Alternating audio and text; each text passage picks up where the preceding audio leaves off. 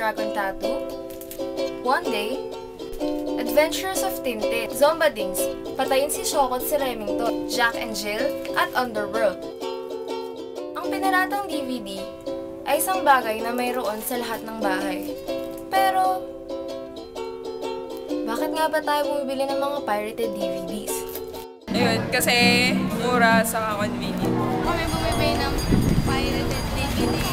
Kasi mahal po kasi kapag original. Tsaka,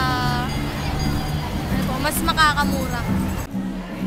Kasi mura eh. Kami bumibili ng DVD para hindi na po kami lalabas ng bahay. Ayon sa 2003 Optical Media Act o Republic Act No. 9239, ang mapatunayang gumagawa, nag-i-import o nag-e-export ng pirated DVDs ay may kaukulang parusa.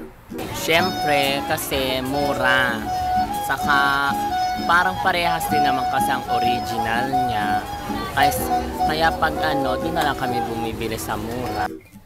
Mahigit kumulang na 476.25 million pesos na pirated DVDs ang nakuha mula sa Quiapo, Manila. Bakit pirated DVDs? Ang negosyo namin.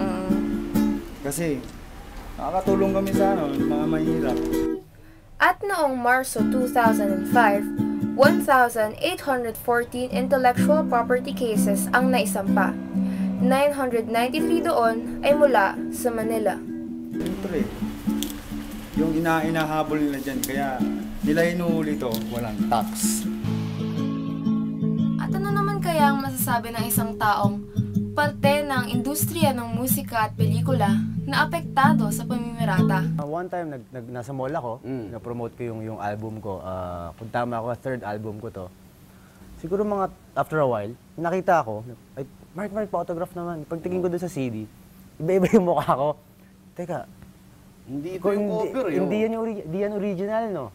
Tapos nakita ko bata, sabi niya, opo eh. Sabi ko, next time, sabi ko, pag gusto mong magpa-autograph sa akin nung like dance album, niya, idol mo ako, di ba? Dapat yung original kasi sabi ko syempre ito yung binebenta namin eh. Ito yung pinapakita namin sa mga tao. Actually, di ko talaga pinirmahan yung album. Dapat, oo. Di ko pinirmahan.